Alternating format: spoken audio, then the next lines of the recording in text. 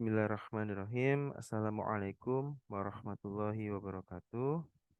Alhamdulillah, kesempatan ini saya akan menyampaikan materi tentang kepemimpinan.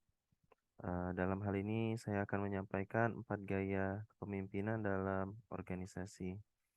Jadi ini adalah salah satu penugasan dari Certified Leadership Association of Air Learning Center. Dan kita masuk pada materinya. Yang pertama ada 4 gaya kepemimpinan dalam organisasi. Yang pertama, kepemimpinan dalam organisasi bertindak sebagai visioner. Yang kedua, kepemimpinan dalam organisasi bertindak sebagai arsitektur. Yang ketiga, kepemimpinan dalam organisasi bertindak sebagai katalisator. Dan yang keempat adalah kepemimpinan dalam organisasi bertindak sebagai pelatih atau coach. Dan keempat gaya kepemimpinan ini akan kita bahas satu persatu. Yang pertama adalah kepemimpinan visioner. Jadi, kepemimpinan visioner ini adalah gaya kepemimpinan yang melihat visi ke depan dan mengambil langkah untuk mewujudkannya. Jadi orang dengan gaya kepemimpinan visioner akan selalu melihat apa saja potensi perusahaan atau potensi organisasi yang tidak dilihat oleh orang lain. Maka dari itu, pemimpin visioner itu selalu menciptakan ide-ide brilian yang memungkinkan perusahaan atau organisasi dapat bersaing dengan kompetitor atau dengan pesaing-pesaing lainnya. Banyak yang menganggap bahwa gaya kepemimpinan ini atau kepemimpinan visioner tidak terlalu efektif dan membuat anggota timnya kebingungan untuk menentukan prioritas yang harus diselesaikan. Karena apa? Karena ide-ide yang selalu muncul dari pemimpin visioner. Jadi pemimpin visioner itu dia selalu menciptakan ide-ide dan terkadang dari satu ide bisa beralih pada ide-ide yang lain atau bisa menciptakan solusi yang lebih daripada satu. Maka dari itu penting bagi pemimpin visioner untuk menyeimbangkan dirinya dengan orang-orang di sekeliling mereka. Tidak hanya visioner saja, melainkan menanamkan gaya lain seperti demokratis atau sering bermusyawarah kepada anggota-anggota. Nah, ini adalah karakteristik pemimpin yang visioner, berani mengambil resiko. Ini jelas karena di setiap ide atau solusi pasti memiliki resiko-resiko yang beragam. Semakin tinggi resikonya, maka semakin tinggi biasanya peluang untuk mendapatkan sesuatu atau mencapai tujuan. Yang kedua adalah bertanggung jawab. Bertanggung jawab ini setiap pemimpin pasti harus bertanggung jawab. Nah, untuk pemimpin visioner, dia juga mempertanggungjawabkan ide-ide yang dia gagas. Jadi tidak sembarangan memberikan ide, namun juga memberikan pertimbangan yang sangat mendalam dan juga sudah dipikirkan resiko-resiko yang akan diambil sebesar atau solusinya bagaimana. Kemudian optimis, tidak pesimis. Artinya selalu yakin dengan keputusan yang diambil dan yakin bahwasanya setiap permasalahan pasti ada solusi. Kemudian gigih, tidak mudah menyerah, pantang menyerah. Kemudian tegas. Tegas ini adalah bagian dari teguh pendirian. Jika sudah bertekad untuk mengambil keputusan A, maka diselesaikan dengan tuntas tanpa adanya keraguan-raguan atas pilihan yang telah ditetapkan. Komunikatif, sebagaimana pemimpin visioner, dia membutuhkan anggota-anggota, maka komunikasi kepada anggota ini sangat penting. Kemudian terorganisir, ini juga bagian dari yang penting. Entah itu perusahaan atau organisasi, semuanya itu harus terorganisir. dan pemimpinnya pun harus lebih terorganisir lagi. Kemudian menginspirasi. Pastinya semua pemimpin ini harus menginspirasi. Maka pemimpin visioner itu harus menginspirasi agar anggota-anggotanya juga bisa terstimulus untuk membuat ide-ide cemerlang. Kemudian open minded, harus terbuka dengan pemikiran-pemikiran yang ada, termasuk juga open minded terhadap gagasan, ide yang dilontarkan oleh anggota-anggota kita. Dan inovatif. Inovatif artinya menciptakan inovasi atau menciptakan pembaruan atau memperbarui apa yang sudah ada sebelumnya dengan ide yang cemerlang, dan juga tentunya pemimpin visioner harus lebih punya inovasi untuk membuat kemajuan organisasi atau perusahaan. Itu yang pertama, kepemimpinan visioner. Kita masuk yang kedua, kepemimpinan ala arsitek. Arsitek ini kalau bahasa Inggrisnya engineering, atau yang bisa merekayasa sesuatu, entah itu model atau konsep, sistem, dan sebagainya. Maka pemimpin ahli dalam merancang masa depan, mendesain organisasi menjadi sebuah sistem yang transparan dan canggih. Secara berkala memeriksa desain inti dari dasar organisasi tersebut. Misalnya, mengecek kembali tentang bagaimana produk-produk organisasi dapat diproduksi secara efisien, bagaimana jumlah penjualan dapat ditingkatkan, bagaimana cara meningkatkan produktivitas dan motivasi karyawan, dan lain-lain.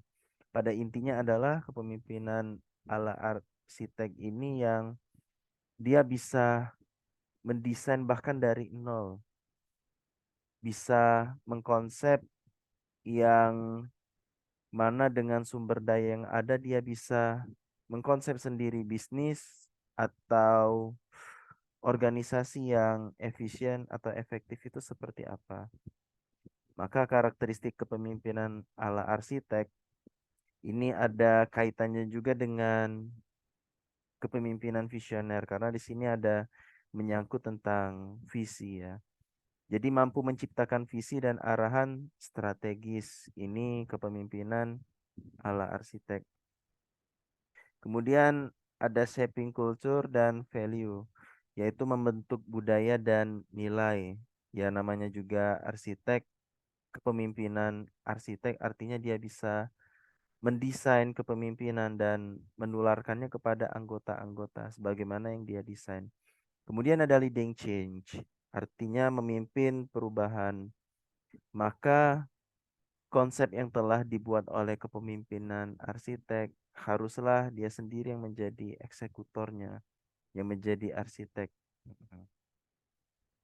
Oke, yang ketiga adalah pemimpin katalis. Pemimpin katalis ini adalah pemimpin yang bertindak pada saat yang sama juga menginspirasi, tahu cara memotivasi orang dan menggerakkan orang untuk bertindak. Maka pemimpin katalis identik dengan pembawa perubahan atau katalisator. Pembawa perubahan adalah seorang yang fokus memulai suatu perubahan tanpa menunggu orang lain untuk membuat perubahan itu sendiri. Mm. Jadi ini yang ketiga, katalis, dia yang mampu menggerakkan, dia juga yang menjadi penggerak, dia juga yang menjadi penata perubahan dalam suatu organisasi. Mm. Dan ini ada karakteristik seorang katalisator, ada 6. Memusatkan perhatian ke orang lain, bukan kepada diri sendiri. Artinya, seorang katalisator, pemimpin yang katalis, ini tidak egois. Dia selalu punya empati dan juga memperhatikan orang lain untuk menggerakkan dan juga mencapai tujuannya bersama-sama dengan orang lain. Kedua, melihat permasalahan adalah hal yang harus dipecahkan. Artinya termotivasi untuk melakukan problem solver. Kemudian mempunyai visi di setiap hal yang dilakukan. Berbeda dengan yang sebelumnya, pemimpin visioner, pemimpin arsitek, maka pemimpin yang katalisator, dia mempunyai misi dalam setiap apa yang dilakukan. lakukan. Setiap pekerjaannya ini itu by design. Setiap yang dikerjakannya itu adalah by mission. Kemudian yang keempat, memiliki grow mindset atau memiliki pemikiran yang terus berkembang. Dia memiliki mindset yang mana semakin banyak dia bergaul dengan orang lain, semakin banyak diskusi dengan orang lain, mindsetnya itu akan semakin insightful atau bertambah-tambah. Kemudian belajar secara konstan dan proaktif. Artinya secara belajar atau training dia continue. Artinya tidak melemah dan juga tidak berlebih-lebihan. Dan proaktif artinya yang menuntut ilmu, yang mengejar ilmu, bukan yang menunggu dosen atau menunggu orang lain untuk hadir atau menunggu sebuah seminar dan lain-lain. Dia yang memiliki inisiatif untuk belajar lebih mendalam. Ini juga include dengan yang nomor 6, selalu ingin berkembang. Berkembang secara upgrade diri dan juga update perkembangan berita-berita global. Yang keempat, kepemimpinan sebagai pelatih. Kepemimpinan dalam organisasi akan terasa tidak lengkap jika pemimpinnya tidak bertindak sebagai pelatih atau coach bagi para karyawan atau anggota lainnya. Ketika seorang pemimpin berhasil membimbing para anggotanya untuk mencapai tujuan organisasi yang diharapkan, maka secara otomatis organisasi tersebut akan lebih mudah untuk mencapai kesuksesan. Jadi para karyawannya juga akan berpikir lebih strategis dan mencoba mengasah kemampuan mereka untuk bekerja lebih baik dalam kolaborasi yang harmonis. Ini kepemimpinan sebagai pelatih.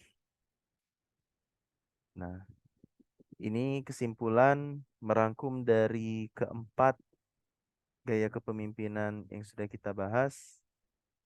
Jadi kepemimpinan visioner memiliki visi ke depan dan mengambil langkah untuk mewujudkannya dengan menggerakkan potensi anggota dan organisasi.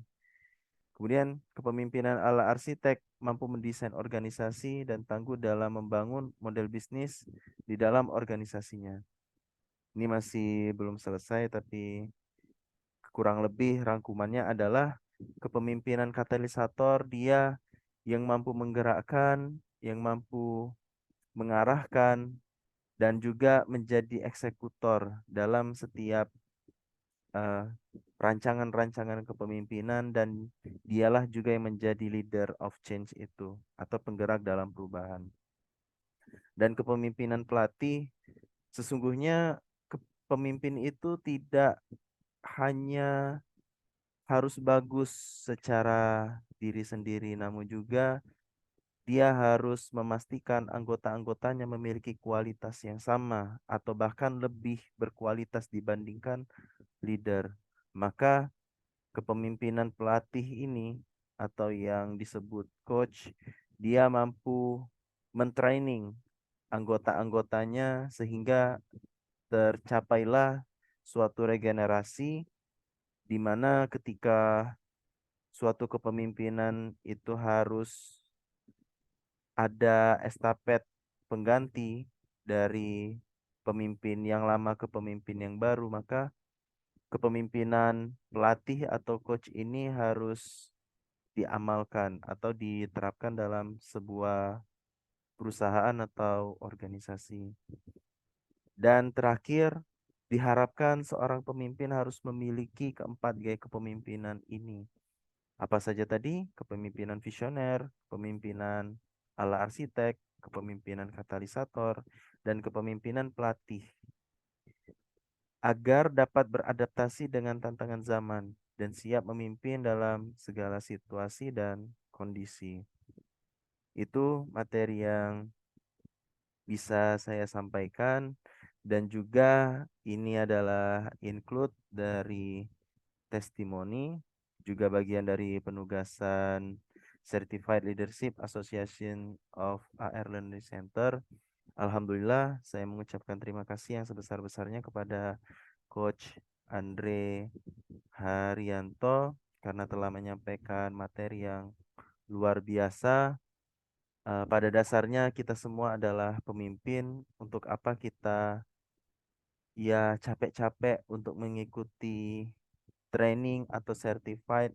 Ini juga bagian dari komitmen kita terhadap kepemimpinan dalam organisasi yang kita emban.